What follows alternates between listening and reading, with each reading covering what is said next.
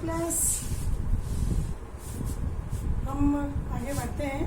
जो अपना lesson 17 start हुआ है उसमें, जिसका नाम है मुद्रा वित्तीय संस्था। इससे पहले आप पढ़ चुके हैं मुद्रा का अर्थ, ठीक है, मुद्रा की उत्पत्ति कैसे हुई, मुद्रा का विकास कैसे हुआ, विमुद्रीकरण क्या था, ठीक है। फिर हमारे यहाँ जो विमुद्रीकरण के बाद जो नए नोट आए वो कौन से थे, कौन से नोट बंद हुए थे।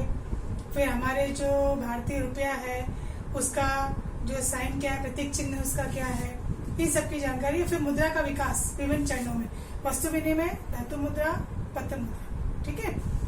और फिर हमने पढ़ा था मुद्रा के कार्य और एक अर्थव्यवस्था में इसकी भूमिका। अब हम आगे बढ़ते हैं बच्चों। हम अपन देख रहे हैं बचत और साख, ठीक है। तो पहले तो क्या है कि ऋण देना या उधार प्रदान करना। आप किसी को ऋण देते हैं, उधार एक ही बात है, तो वो होता है साख प्रदान करना, ठीक है। और ये क्यों होता है? क्योंकि उस समय हमारे पास पैसा नहीं होता है, या जिससे उधार लेना है उसके पास पैसा नहीं है, तो कहता मैं भविष्य में इसका भुगतान कर दूंगा, विलंब से इसका भुगतान कर दूंगा, बगैर नगद के जो पैसा लिया जाता है, ठीक है। मतलब जिसमें जो उसको सुविधा मिल जाती है कि उसको एक मुश्त पैसा मिल जाता है और वो बाद में उसको चुका देता है। तो ये जो भविष्य में भुगतान के वादे के आधार पर जो ये साख प्रदान की जाती है, तो इसका मुख्य क्या है कि ऋण के लिए क्या दिया जा रहा है, वित्त उपलब्ध किया जा रहा है। वित्त ने पैसा जो है वहां पर दिया जा रहा है। तो यहाँ पर जैसे अपन देखते हैं कि हम कोई चीज खरीदने जाते हैं, तो वहां पर जो व्यापार हो रहा है, जो सौदा हो रहा है, उसके दो पक्ष होते हैं, क्रय और विक्रय। कोई व्यक्ति सामान खरीद रहा है और एक व्यक्ति सामान को बेच रहा है। तो ऐसे ही साख में दो पक्ष होते हैं।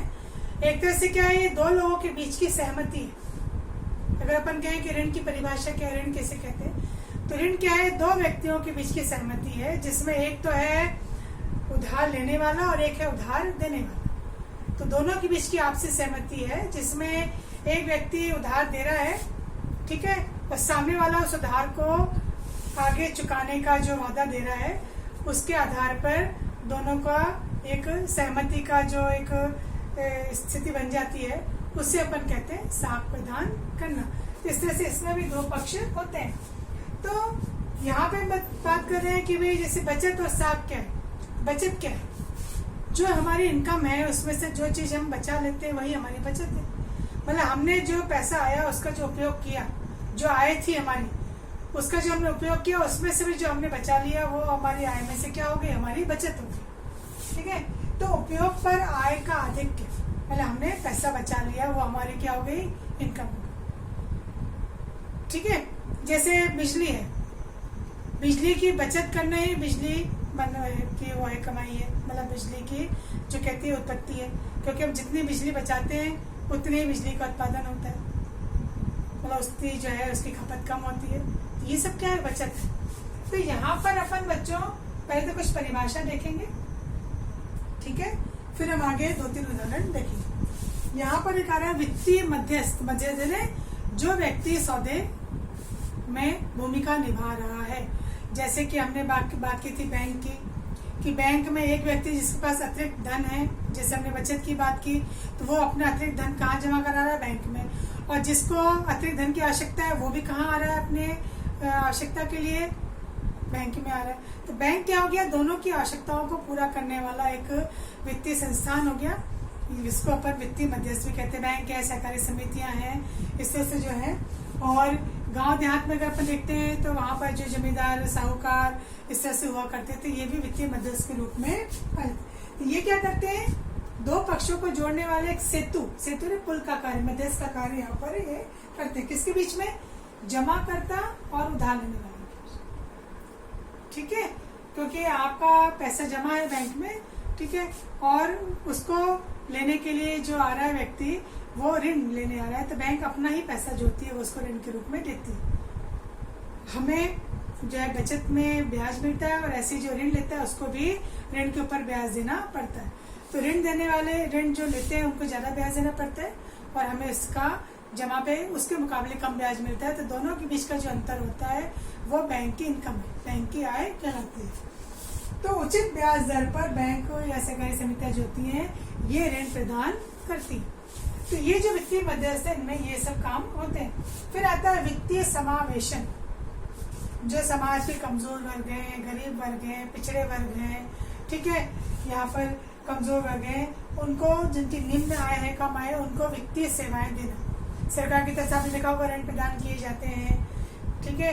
तो क्यों किए जाते हैं? ताकि उन वर्गों को थोड़ी सी सहायता हो जाती है। ये होता है वित्तीय समावेशन। और एक वित्तीय संस्था भी हमने जो बात की कि जमा करना, ऋण देना, निवेश करवाना, ठीक है, ये वित्तीय लेन देन के सब कार्य कौन करती हैं? ये संस्थाएं करती, ठीक है। तो यहाँ पे अपन बच्चे 3 उदाहरण देख रहे हैं। 3 उदाहरण से अपन देखेंगे कि किसकी क्या स्थिति। पहला उदाहरण आ रहा है यहाँ पर, मैं बुक से भी पढ़ा देती हूँ कि एक लड़का है पंकज, उसका उदाहरण है, सीकर का रहने वाला है। और इस पंकज को जो अपने परिवार के साथ रहता है, उसने बहुत अच्छी एक व्यावसायिक शिक्षा प्रदान मतलब उसने की है, उसने ली है। और वो चाहता है कि मैं अपना खुद का एक बिजनेस स्थापित करूं, पर उसके लिए उसको पैसा चाहिए। और उसके परिवार की आय ऐसी इतनी नहीं है कि वो अपना कोई खुद का व्यवसाय खोल सके। अब वो जानता था क्योंकि उसने इतनी अच्छी पढ़ाई की है, तो व्यवसाय के तरीके तो जानता है, पर उसके पास इतनी आय नहीं है कि वो अपना कोई छोटा मोटा रोजगार कर सके। अब उसके जो पिता हैं वो एक किसान है, तो वो किसान है तो वो भी इसकी सामान्य आवश्यकताओं को ही नहीं पूरा कर पाते हैं, तो बिजनेस चलाना तो बहुत बड़ी बात हो जाती है। तो ऐसे में उसके पास कोई एकमात्र विकल्प व्यवस्था है कि कहीं से उसको अपने व्यवसाय के लिए क्या मिल जाए? पूंजी मिल जाए। एक तो केस ये हो गया उदाहरण पंकज का। दूसरा उदाहरण है बच्चों यहाँ पे संजय का। ये झुंझुनू का रहने वाला है, इसके भी माता पिता वृद्ध हैं, ठीक है, और वृद्ध हैं, साथ के साथ वो बीमार भी रहते हैं, और 3 भाई बहनों में ये सबसे बड़ा है। और ये जो है एकमात्र कमाने वाला सदस्य, छोटा मोटा जो भी काम यहाँ पर करता है। इसके पास एक छोटा सा खेत भी है, वो खेत में वहाँ पर कार्य करता है और अपने परिवार की जो है वो स्थिति जो है संभालता है। अब परिवार के सभी लोगों की जो खर्चे का दायित्व इस व्यक्ति के ऊपर है, संजय के ऊपर है। और इसको जो कृषि कार्य से जो भी पैसा मिलता है वो पर्याप्त नहीं, तो इसको अतिरिक्त धन की जरूरत है जिसके द्वारा वो अपने परिवार के सभी आवश्यकताओं को पूरा कर सके। हो सकता है उसको अपने भाई बहनों को पढ़ाना हो, माता पिता का इलाज करवाना हो, कि अपने भाई बहनों की शादी करवानी हो, जैसे इनकी परिवार की स्थिति, उसके लिए इसको पैसा चाहिए। तो उसको भी एक ऐसी संस्थान चाहिए जहाँ पर उसको पैसा मिल सके। तो ये तो हो गए 2 उदाहरण जिनको पैसे की आवश्यकता है। अब तीसरा उदाहरण बच्चों पर लेते हैं जयपुर में रहने वाले एक दंपत्ति का, ठीक है, नितेश और चांदनी। ये दोनों ही जो है अच्छी सर्विस में है, दोनों की कमाई भी अच्छी है, दोनों ही कमा रहे हैं और ये जयपुर में रहते हैं। तो जो पति है वो बैंक में है और पत्नी जो है वो भी सरकारी सेवा में। तो इन दोनों की कमाई इतनी ज्यादा है कि अपने सब खर्चे निकलने के बाद भी इनके पास अतिरिक्त धन बच जाता है, मतलब उनके पास बचत हो जाती है। तो वो क्या करते हैं, अपनी बचत को बैंक में जमा करा देते हैं। ये आय के जो पर्याप्त हिस्सा जो इनके पास बच गया बचत के रूप में, वो बचा लेते हैं। अब यहाँ पर इन सबकी तुलना करते हैं, ठीक है, कि तीनों स्थिति में हम अगर देखें कि 2 परिवारों को तो पैसा चाहिए और एक परिवार के पास पैसा है। अब यह समस्या क्या आती है कि अगर हम कहें कि जो तीसरा परिवार है जिसमें 2 ही व्यक्ति दोनों कमा रहे हैं, दोनों सरकारी सेवा में हैं, तो क्यों ना वो इनको धन दे दे इन दोनों परिवारों को। पर यह समस्या क्या आती है, ना तो इनको व्यक्तिगत रूप से जानते हैं, ठीक है, ना इनकी वो आर्थिक स्थिति को अच्छी तरह से पहचानते। जब जानते ही नहीं तो स्थिति वो नहीं जानते। फिर अगर वो पैसा दे दे तो पैसा डूबने का डर है। उनकी गाड़ी कमाई है, इनकी मेहनत की कमाई है, वो अगर दे दे कल को वापस नहीं मिली तो एक डर इस बात का है। दूसरा ये है कि कभी इनको अपने खुद के लिए आवश्यकता हो, तुरंत वो दोनों परिवार दे पाए नहीं दे पाए पैसा। तो ये तमाम समस्याएं जो है, सबसे बड़ी बात है कि इनको जानते नहीं है, व्यक्तिगत रूप में इनको पहचानते नहीं है। तो ऐसे में ये जो 2 अलग अलग पक्ष हैं, इनको जोड़ने वाला एक सेतु जो होता है वो होता है बैंक, या संस्थागत जो स्रोत हैं वो इनकी मदद कर सकते हैं। और यहाँ पे कौन से आ सकते हैं, बैंक है, सहकारी समितियां हैं, जो अन्य स्रोत हैं वो इनकी मदद कर सकते हैं। तो हम अब देख सकते हैं कि ऋण पाने के लिए, उधार पाने के लिए कौन सी संस्थाएं हैं जो किसी जरूरतमंद की मदद कर सकती हैं और कैसे। यहाँ पे हम देखते हैं साखरी ऋण। ऋण के 2 स्तर आएंगे बच्चे, एक तो संस्थागत और एक गैर संस्थागत। तो इसमें 3 क्वेश्चन तैयार होते हैं अपने। एक तो संस्थागत वाले के क्वेश्चन बनता है, उसकी विशेषताएं, एक गैर संस्थागत की बात आ जाती है, और दोनों के बीच का एक अंतर। तो हम पहले दोनों की अलग अलग स्थिति देखेंगे।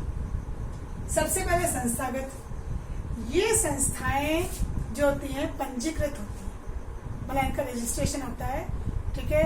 ये जो है सरकार के पास पंजीकृत होती है, पंजीकरण इनका होता है, और इनके ऊपर एक नियंत्रण होता है, इनका एक नियम कानून से काम होता है, स्थापना होती है। इनका निर्देशन करने वाला जो होता है वो सरकार होती है या आरबीआई, जो उनके ऊपर एक नियंत्रण रखती है, ठीक है। और ये जो है सामाजिक दायित्व के लिए काम करते हैं। बैंक जो है अपने स्वयं का लाभ नहीं है इनका, अपने लाभ के लिए सोचते, समाज का जो है दायित्व उसको वहन करना चाहते हैं।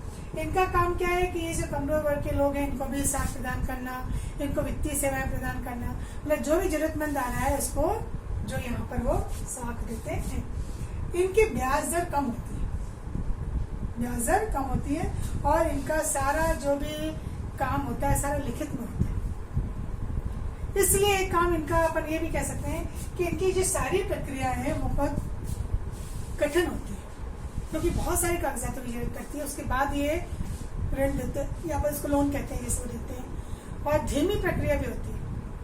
आपने ऋण के लिए अप्लाई किया, उसके बाद कई दिनों के बाद आपका जो है वो, आजकल कुछ संस्थाएं जल्दी भी दे देती हैं, पर हम एक सामान्य बात करें। और इनके जो कार्य दिवस हैं और समय अवधि जो है वो निश्चित होती है, मतलब ये नहीं कि पूरे हफ्ते ये अवेलेबल होते हैं, ऐसे नहीं। अगर मंडे टू सैटरडे इनका काम है तो 5 दिन ही उपस्थित होंगे, या 6 दिन उपस्थित होंगे, जो भी इनके कार्य अवधि है। सुबह 10 से लेकर के 5 तक ऑफिस है तो उस समय रहेंगे। तो ये कार्य दिवस और घंटे जो है इनके समय बाधित होते हैं, मतलब इनमें समय होता है कि इतने समय ये उपलब्ध होंगे।